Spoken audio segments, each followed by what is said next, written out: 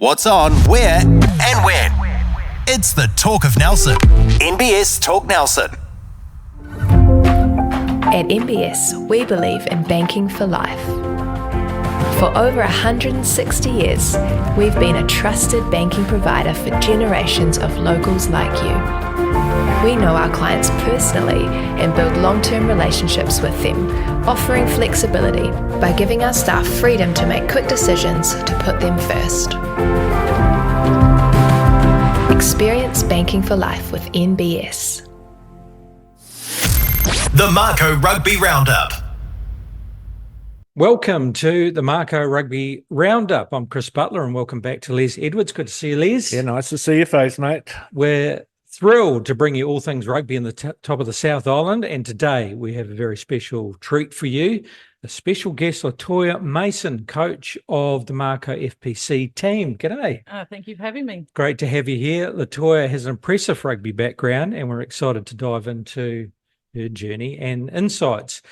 Before we do that, big shout out to our venue sponsor, the Turf Hotel, Main Road, Stoke, and thanks to Stan and the team for their ongoing support. Thursday night between 8 and 11, it's jam night, Les, so you can bring down your clarinet or whatever your musical instrument is and have a crack. Friday, it's the Lou Bragg Band, I believe, very good, 9 till late. And on Saturday, it's Hysteria. So make sure you come along for that. Sunday, the meat raffle, $2,000 meat raffle. So that's not bad, is it? That is awesome. That's pretty good. Good one. In this episode, we will cover LaToya's rugby journey across not only New Zealand, but overseas as well. A review of the latest rounds of First 15 Rugby, Senior Women's Tasman Trophy and Senior Men's Tasman Trophy, the upcoming matches. And, of course, we're going to check the standings at the moment. It's getting to the pointy end. A deep dive into Super Rugby, Round 13's results and previewing Round 14.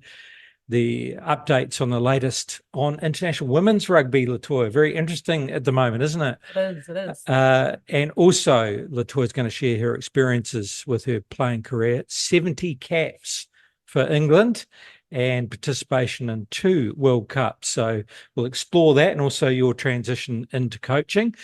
So before we get right into it, LaToya, can you tell us a little bit about your background, where you're from, and, of course, geez, how'd you end up playing for England? Yeah, so a bit of a journey, like you say. I was born and bred up in Auckland, so born up in Helensville, small little town heading north out of Auckland, and then grew up in Kumeu, again, like in the farmland away from the city, so never really been a city girl. Played for, my school rugby was Massey High School, and then played a bit for Massey Rugby Club and North Harbour Secondary Schools and North Harbour FPC, and then moved across to Auckland, played for Auckland Marist, and then a bit of Auckland FPC, and that's where my rugby journey kind of started there. Got offered a contract with 3 other girls who were Black Ferns as well, to go over and play in England in a club rugby, and then it kind of escalated from there when they found out that I had British heritage from my grandparents. And yeah, just continued on. Damned you. Yeah, wow, pretty much, yeah. Okay, well, we're going to dive a lot more into that later in the show, but before we do that, Les, First 15 Rugby, and that got underway on the weekend, didn't it? Yes, and great results for our 3 teams in the region. Marlborough Boys College got a good win, 41-26 over Shirley Boys High School in Christchurch. So a great start for them. Nelson College beat Christchurch Boys High School, 30 points to 19 on the front field. That was important because Christchurch Boys High School beat them in the final last year, so revenge for our college lads. And a good result for Waimea combined. They went over to Christchurch, played St Thomas second 15, and came home with a 17-all draw. So, wow. Yeah, that's a good start for them. Great stuff. Well, yeah, great result by Nelson College. So what's the lineup for this weekend? Yeah, so Marlborough Boys are playing at home against Timaru Boys High School. Nelson go to Christchurch and play St Bede's, and Waimea combined at home at Sports Park Motueka, not at Waimea College. So if you want to watch Waimea combine, get to Sports Park Motueka where they're playing Roncalli Aoraki. And going to Sports Park Motueka is a shout out to their players and their supporters very strong influence from Motueka players in the side this year. Senior Women's Tasman Trophy and results from this weekend. Yeah, well, LaToya, I saw you. We touch judged the first game. Oh, did you? Yes, we A did. great officiating team. If Oh, I was it? say so myself. Few chats behind the goalpost. No controversy. None at all. None at all. No, very straight down the line, us two. Maris 21 hosted Kaharangi, who prevailed 31-21. I'll let LaToya talk about the game because she did have a close-up view. From our perspective, Kaharangi played a very good game of footy.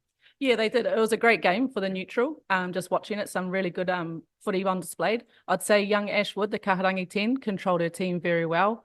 Kaharangi just, really controlled the game and were faster at the breakdown at the end of the day. And that's what got them the game, a lot of turnovers and stuff. A lot of pressure as well put on their Maris kickers. I think there was 3 charge downs in the end that turned tries. Wow. Oh, right. But yeah, for me as a FPC coach, a lot of girls stood up.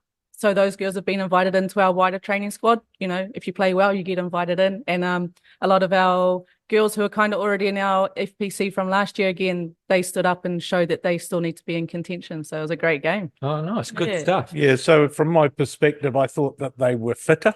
And their catch pass skills were very good. They defended well. They were worthy of a win. Yeah. And congratulations to them. And unfortunately, Muturi couldn't make it over the hill. Yeah, that was actually a home game for Muturi. Was it? Sorry. Yeah. Other way around. Yeah. That was pretty disappointing. They gave about 3 key players out with injuries and others players with niggles. So I understand they were offered to play 14-a-side or 12-a-side, but unfortunately that wasn't taken up, which is a shame because even if we can't play 15-a-side, we still need our girls playing rugby, no matter what. So yeah. I couldn't agree more. It's a lot of people in at this level, they work and therefore being able to get out and do the extras and fitness. So you need that Saturday run around, I think, to keep the lungs working. And hopefully we get a full round this weekend. So what that looks like, round 5, we've got Waimea Old Boys hosting Kaharangi at Jubilee Park. And I think that'll be a really exciting game. And Muturi are hosting Marist. It's a curtain raiser at Awarua Park. So looking forward to that. Kaharangi leading the way, Marist equal on points, followed by Waimea and Muturi. I wonder if at committee level at Waimea Old Boys, it's a long-standing name that, but when it comes to the women's team, can you call them Waimea Old Boys? I wonder if that was ever a discussion. It probably wasn't a discussion, but like you say, it's got the history in it. So why change it? The girls know who they play for, and that's the most important thing. Yeah, and the committee, because you mentioned them, they've been very good. They honour the women's milestones. Yeah. They dress them really nicely with after match gear, and I think that for the ladies, they're just pleased to represent Waimea Old Boys and be part of that tradition at Jubilee Park. Yeah. Forgive me for bringing it up. Senior Men's Tasman Trophy. I'd love to know your alternative name. Well, I don't know. Waimea Old Woman. No. Doesn't really have the same That is not going to fly. That is not going to fly. All right, you got yourself into that. Senior Men's Tasman Trophy, round 8. Yeah, so there was a Friday night game, a derby at Spring Creek. Muturi went down to Central 29-0. Over at Green Meadows, Stoke in a last-minute boil-over, 32 beat Maris 29. And at Trafalgar Park, where we were, Nelson went down very narrowly, 26-28 to Waimea Old Boys. And this was Zach Taulalfa's 100th game. And Nelson really did pick themselves up for this encounter. They were fantastic. They were playing for the Noel Barton, which is a really important traditional trophy for these two clubs. Nelson gave it everything, but congratulations to Waimea Old Boys. So after a default, what I was surprised about, with Nelson coming back, is their narrow loss to Waimea Old Boys, who've been travelling really well. Yes, like I say, they picked themselves up for this one. 2 things, celebrating a very big milestone for their talismanic prop forward, and also to be playing for the Noel Barton. They seem to lift themselves for that trophy. So Yeah, it was a good contest. I watched a bit of Marist v Stoke on the live stream from the Stoke club.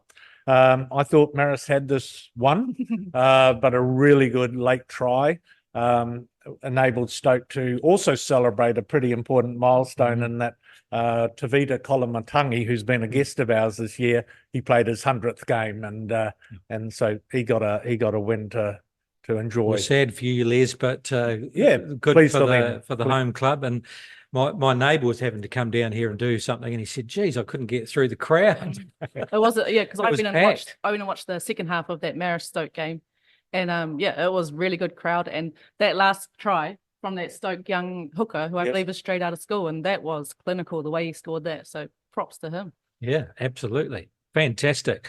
All right, let's get into round 9, Saturday, 3 p.m. Les, what's the lineup? Well, what have we got, Nate? I've just put my sheet down. Okay. a bit early.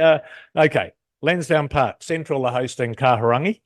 At Awarua Park in the main game, Muturi are playing Marist.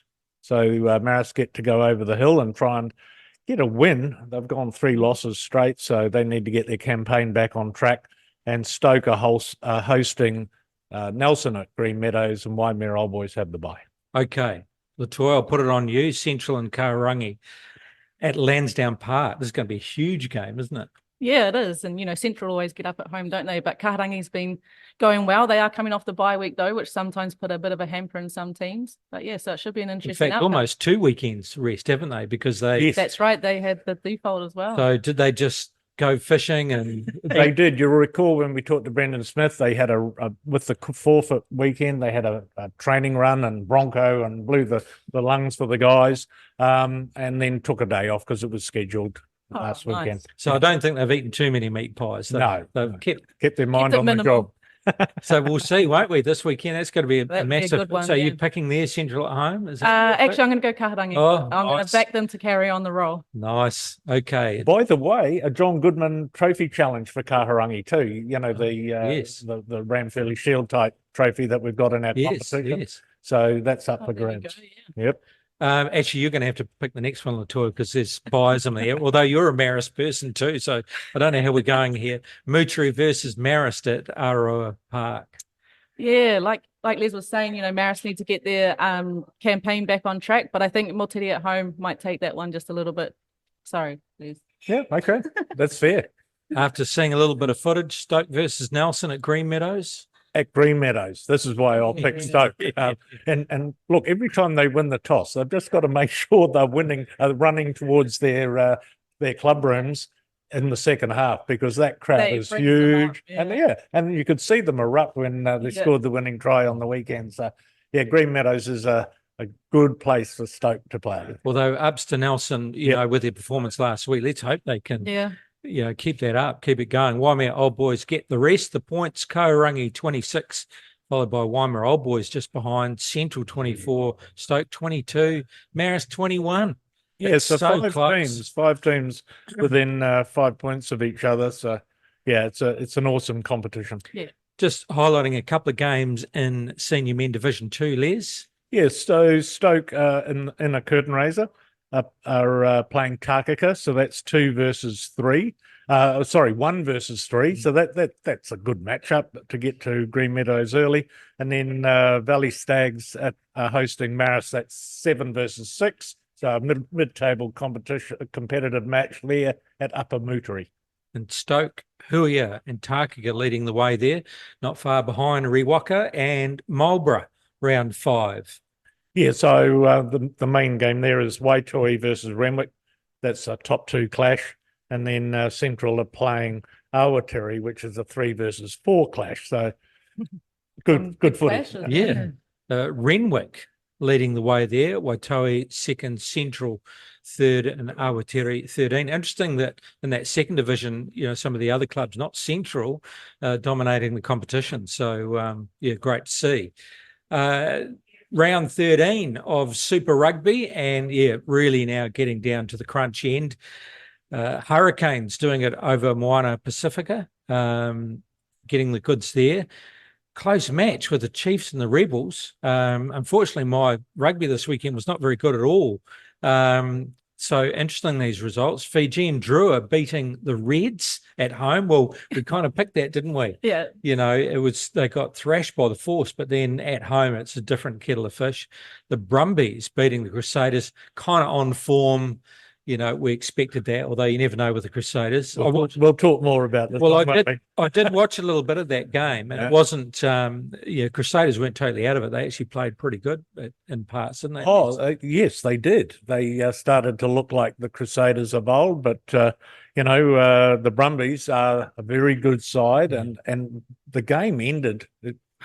Crusaders got it back to a tied game with a minute to go, and then our own Mako player, Quinton Strange, got yellow carded for slapping the ball into the over the dead ball line, and a penalty try resulted. A ruling that I wasn't actually up to speed with. I thought perhaps that might have been a penalty offence, but it was yellow card and penalty try to end the game. So just not taking a trick, the Crusaders, are they? So... but a good game of footy and improvement. Sevu Reece is again. He's on fire, isn't he? Isn't he? He's the Super Rugby Player of the Year, I think, in a losing side. And shout out to a couple of Tasman Mako boys. So Antonio Chalfoun had his first start for the Crusaders, and Tane Robinson, both from Stoke. Tane Robinson made his debut also. So yeah, sweet and sour, if you like, for our local lads.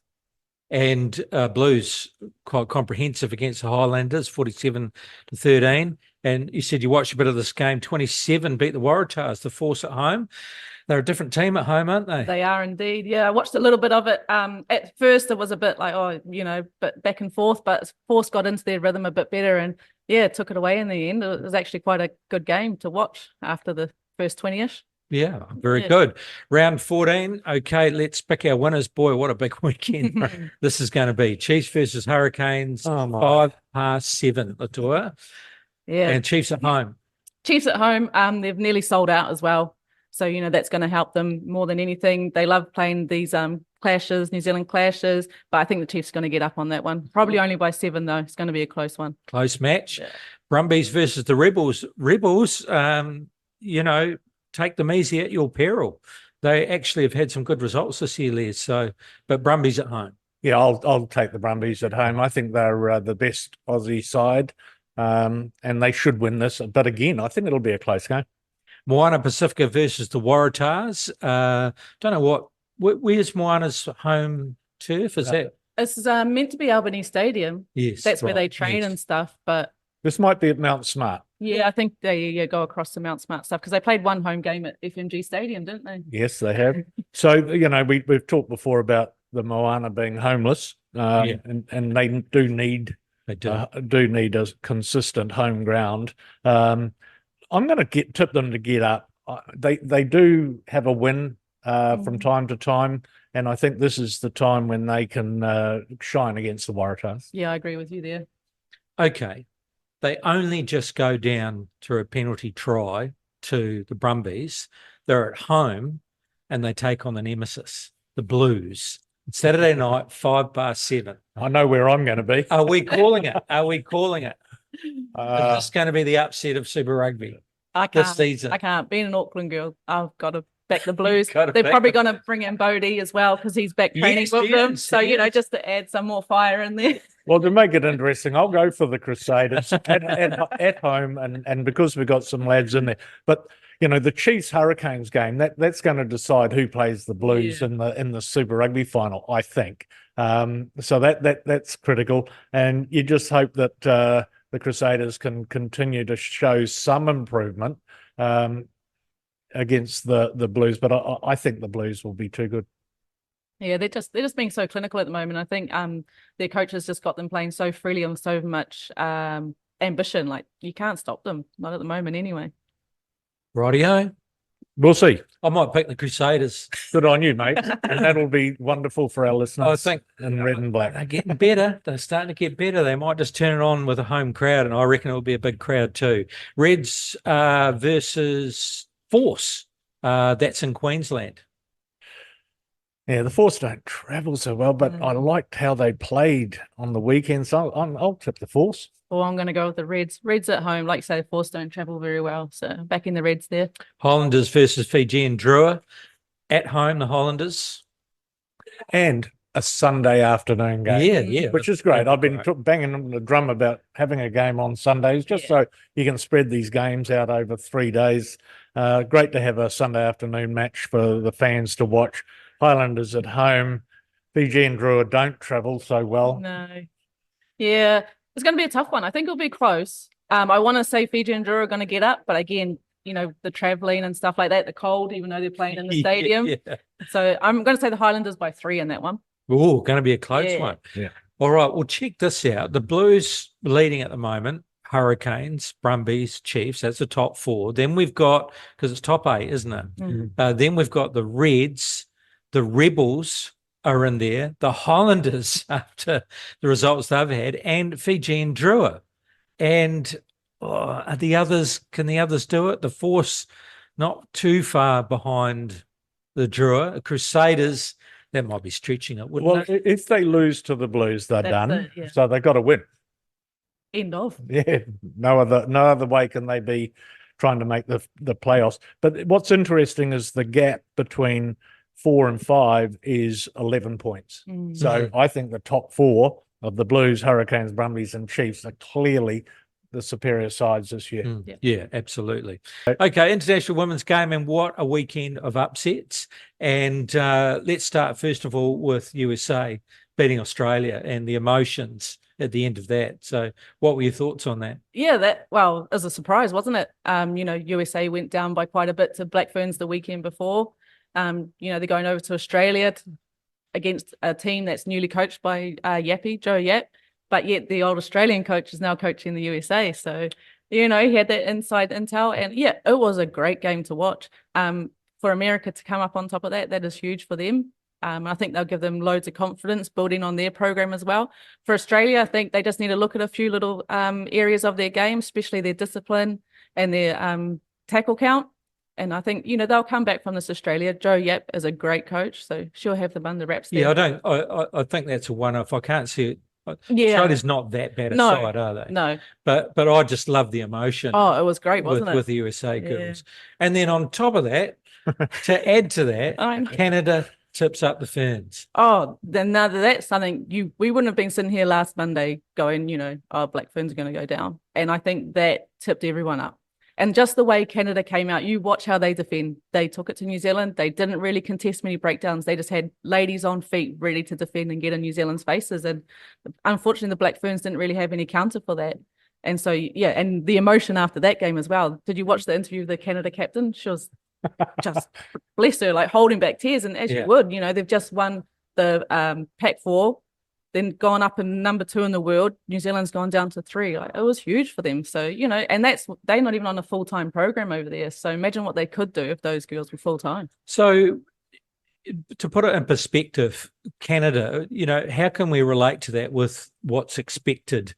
We would, obviously Canada are up on the table, but I mean, as a team, is it like, I don't know, the All Blacks being beaten by Canada? It is. It's literally the same thing. All Blacks beaten by Canada. And you look at Canada absolutely whopped America about 2 weekends ago. So, they're slowly just sitting in behind there and going and going and going. You look at Canada's captain, number 7, Sophie Dagoud, absolutely stalwart of that team. And that's who's leading you. The rest of the players are going to follow. So I think they've got something really good going on in their little campaign. And I think, being the Black Ferns, it's going to give everyone a huge thought. So just looking at the results with the Black Ferns, obviously comprehensive against USA, 57-5. But then, of course, going down 22-19 to Canada, and then they take on Australia in Albany at Saturday, 2:05. It's a must-win for both teams. Yep. And here's the kicker. The Ferns lose, what happens? Yeah, so looking at the table, from what I understand, if the Ferns lose, they go down to WXV2. I might be wrong, but that's how I see it. Which means what? Which means they're not playing against the top teams in the world. So WXV1 is your top tier teams, and then WXV2. And how many in that? How many teams? I think I want to say 6. Okay. Yeah. So, it's not great for where the Black Ferns want to be after a World Cup year and obviously building into another campaign. But I'm sure within their own environments and stuff, they'll be looking at those games and seeing what they need to work on. They'll be studying Australia and obviously Australia-New Zealand rivalry. That's always, everyone's going to get up for that, isn't it? It's going to be a big game. Yeah. Because Australia are hurting, the Black Ferns are hurting. Both of them have got to win. End of story again. Yeah. So, yeah. So And a good time to watch it, eh? Saturday, 2:05. Exactly. Albany Stadium, I think they'll probably get a decent crowd there. A lot of obviously the, Auckland-based fans and stuff. And I would say probably Australian fans will come over too. So if New Zealand do lose and does get relegated, how does that work with the World Cup? So we play second tier nations, and then in a draw, usually it's the top teams that get drawn out first, and then to make up the 4 in those pools, the other 2. Does it work like that, or how does it? Yeah, I don't quote me on that, but I do believe because of the last World Cup, they go 1, 2, 3, 4 into the next World Cup, and that's already the draw. Right. Yeah, it's So just you've already in terms, seeded. yeah, and just in terms of going into that WXV2, it's just The builder. the build up to it, the preparation. Yeah, you're going to be playing different teams, but is that going to help your quality of game? We don't know. Do You're we? going to be wanting to play England, You want to be France. Yeah, you want to play the England, your France's, your Canada's again. You surely want to get that game back on. Yeah. Geez, that's It's great for the women's game. yeah, it is. It is. But Yeah. Black Ferns to win. Yeah, they're going to come back from it. You can't. The Black Ferns will be hurting, so they'll be out for it. Just too much class, do you think, across the? I think, a little bit too much class, but also again that game fitness. Being in a full-time environment, you get that extra fitness where Australia are only starting their kind of full-time campaign in there. So I think that will prevail. I think for 60 minutes we'll see a probably good game. Then that last 20 might just go the Black Ferns way. There you go. You're at the Mako Rugby Roundup. We're hugely privileged to be talking with a 70 Test cap England international. So tell us first of all, LaToya, where did you play your school and club rugby in New Zealand, and how did the English connection take place? Yeah, so I started. I didn't start playing till third form. What's that nowadays? Year 9s. Yeah, I can never think of that. Up at Massey High School in Auckland. So I started playing there. And then what you're not allowed to do now, at the age of 15, I also started playing club rugby for Massey Rugby Club. And then, got into North Harbour Secondary School's North Harbour FPC, and I kind of looked at myself and went, oh, actually, this is going all right. So finished my school at Massey High School and then went to Auckland University of Technology and studied there and started playing for Auckland Marist and alongside the Auckland FPC squad as well. And then it was, I couldn't even tell you the year, it was that long ago. I want to say 2007-ish. 4 of us girls from Auckland Storm got asked to go over and play for a club team up in the north of England. So it was myself, former Black Ferns captain Fiao'o Farmaselli, another former Black Fern, Vanya Wolfgram, and another one, Renee Whitcliffe. So we all went over there, just thought nothing of it, go over, play, get paid a little bit. Back then being paid to play for women's game wasn't amazing. And then while I was over there, England found out somehow, don't even know, that, all my grandparents are British. So I qualified for all my grandparents to play for England. So carried on with our contract thing that we were doing. They asked me to trial for England. So I had a good conversation with obviously the girls over there being Black Ferns that I was with. And they're like, go for it. You got nothing to lose. So I thought, right, then let's do it. So I did a trial and then I went to them, look, I've got to go home. The contract's up. So I came back home and then literally got a phone call 3 weeks later going, we want you to come play for England. So sat down with my 2 sisters and went, what do you think? They were like, give it a go. I was like, right, okay, I'll go for 2 years. We'll just see how it goes.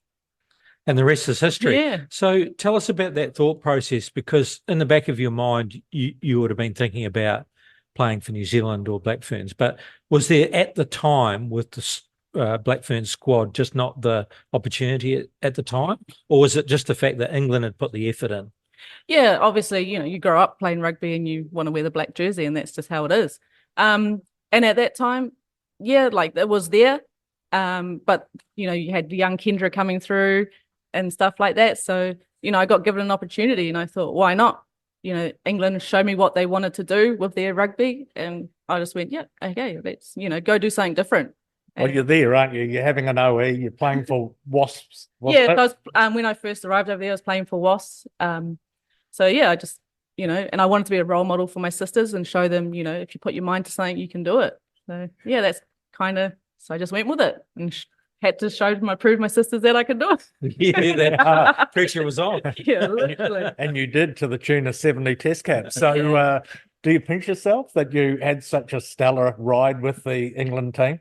Oh yeah, of course. Like I said, I was only originally going to go over for 2 years. I was going to play the 2010 World Cup if I made it, and then come home.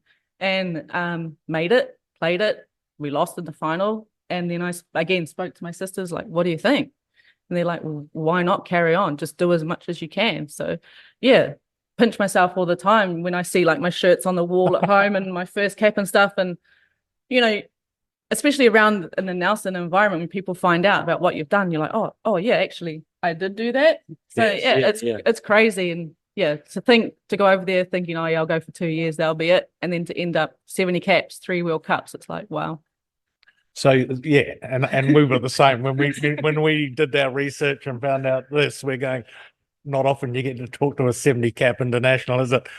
So you played for England 2009 to 2017, and you were part of 4 Grand Slam Six Nation wins. We watched the Six Nations and the Grand Slam is the holy grail. So you got 4 of those. And in 2014, you came off the bench in a 21-9 World Cup win against Canada in Paris. So are they your greatest memories in the game? Yeah, they're right up there, aren't they? Like you say, the Six Nations is just next level campaign. Like you go and play Ireland on St. Patrick's Day, and you're just like, wow, it's crazy. Like the crowd's about a meter from you, you're getting absolutely yelled at, Guinness is everywhere. So to win those Grand Slams, it's huge because France, Ireland, all of them are great teams. So it's a very short, sharp campaign, but yeah, to win the Grand Slams, but just to win the Six Nations alone, whether it's a Grand Slam or not, is huge. And the crowds. I mean, the crowds are amazing, aren't they? Yeah. Because, over in Europe, isn't it? Everyone's so loyal to their home nation. So I remember some games over in France warming up, and literally parachuters just drop into the middle of your warm up because it's the French. That's what they want to do. And like another game warming up, just doing passing waves, the marching band goes straight through our warm up. It's just nuts, but that's what it is, and that's how it is. So yeah, it's a great competition to be a part of the Six Nations. So yeah. But I think in terms of my greatest memories, it'd be my first and my last cap. Sounds tonally weird, but first cap against New Zealand. My family couldn't be there because I was over in England, but some of my great friends are in the Black Ferns team, so share that with them. And then my last game, finishing in my career playing against New Zealand. Where your friends are, where your history is. Mum and Dad are now there. No, that was in the island, that game, World Cup. So again, but yeah, those are the best moments. Yeah. Hey, did they get over and watch it? Nah, my family didn't know, but my sisters, whenever we played in New Zealand, they would come watch. So we played Rotorua, Auckland. They came and watched those games, and like to have my nephews on the sidelines and stuff, like that's what I love. Like, yeah. So are you still in touch with any of your English teammates? Well, after I watch this, she'll go, she's the worst at replying. And I do apologize if they are. But yeah, I try to keep in touch with them. When they came over here last, like I caught up with them, and it's just so lovely to see them, because while I was over in England, it was just me. All my family was here. So a lot of those girls became like family, which is very close. So yeah, I am the worst at replying, so I do apologize. But yeah, I try to keep in touch with them. And there's still a couple of them playing, like Natasha Hunt, she's the 9, Emily Scarrett, those kind of girls. So Sarah Hunter, who's now coaching them, like she was my roommate for 8 years. Ah, wow. So yeah, very much need to keep in touch with them more. Yes, I promise you will reply. You're, as a halfback, of course, and you mentioned Kendra Cox-Edge, you must have had some really awesome tussles with her. Yeah. Utmost respect for Ken John and off the field. Like we played against each other a lot of times in a lot of games, and she was always a great player, can kick off both right and left, which was not, in the women's game and stuff. So yeah, and now to be kind of working with her as well, and her new role at New Zealand Rugby and my role at Tasman, it's great. Like, we can share the laughs with each other and, reminisce about how we played and stuff, but also passing on our knowledge to the, future players. So yeah, she's an awesome lady. Just at the time when the England team and you won the Rugby World Cup, England had a dry spell, with the round game, both men's and women's. Yeah. And of course, only once, it'd been a while since the men had won the Rugby World Cup. So there'd been a bit of a drought. So what was that like when you girls won the game and the reception that you got when you got back home? It was crazy. Not even the reception when we were at home, the reception when we had in France. So we drove off from the final, and we stopped at this random bar, and it was just England supporters. Like the bar was packed. It was kind of like the Turf Hotel here, like supporters out on the road and everything. I was like, oh my God, like it was just insane. And we stayed there for hours. And yeah, just more people kept coming and coming. And then all of a sudden Sky Sports was at our hotel, and we were all just like, what the heck? Sky Sports came back on our flight so they could film everything. We get back to Twickenham and there's this massive welcoming parade. But yeah, like you say, because it was such a dry spout, women's sport, Rugby World Cup winners, like say the men hadn't won in a while. So it was actually quite a big deal, which we didn't realize because we're in our little cocoon building for a World Cup. You kind of don't see the outside, what's going on. But apparently even building up to that World Cup, with front of papers and stuff like that. So, we'd built momentum, I guess. And then when it happened, everyone just jumped on the bandwagon. Fantastic. Must have been a fantastic experience. Yeah, it was absolutely crazy. Like I remember we flew home, obviously, had our welcome parade at Twickenham Stadium, and me and one of the girls, Kay Wilson, we were absolutely starving because that parade thing had gone on for ages. Driving home, so we stopped at the McDonald's just by Twickenham Stadium, and they realised who we were, and we got free McDonald's. Oh, bonus. Yeah, so that was pretty crazy. Oh, fantastic. All right, well, look, now you're the coach of the Tasman Mako FPC team. So, and you've been an assistant in last year under Mel Bosman. So you also did some coaching with the Blues women. And no, it was the Chiefs, wasn't it? Yeah, the Chiefs women. And that's where you met Mel. So part of that, you did some work as a community coach with in Surrey, yep, with the RFU. So is that when coaching came on your radar? Is that something that struck with you at the time? Yeah. So back to that coaching stuff with the Chiefs, that was that first ever Super Rugby game against the Blues. It was just a one-off game. So I was, very fortunate to be a part of that, assistant coach. And that was a great experience, bringing the girls into Super Rugby level, showing them. And now look where it is, we're in a full competition. And yeah, when I was doing the community coach in Surrey, that was kind of like England had brought me over and I was like, I need a job. And so, they were like, oh, community rugby coach. And I was like, oh, yeah. And then I was like, actually, I can help here. I can pass on my knowledge that I'm learning at the top of the game into our community game. So yeah, I was like, actually, this is something I really enjoy giving back. So yeah, started getting my coaching badges and yeah, just worked from there. So I went from being a community rugby coach in Surrey. And then when I left there, I was up at Bishop Burton College running the girls rugby academy program there alongside Mike Umanga, Tana Umanga's brother. Oh, wow. He was doing the boys academy. I was doing the girls academy. So it was great. Learned loads. Both became England internationals, didn't you?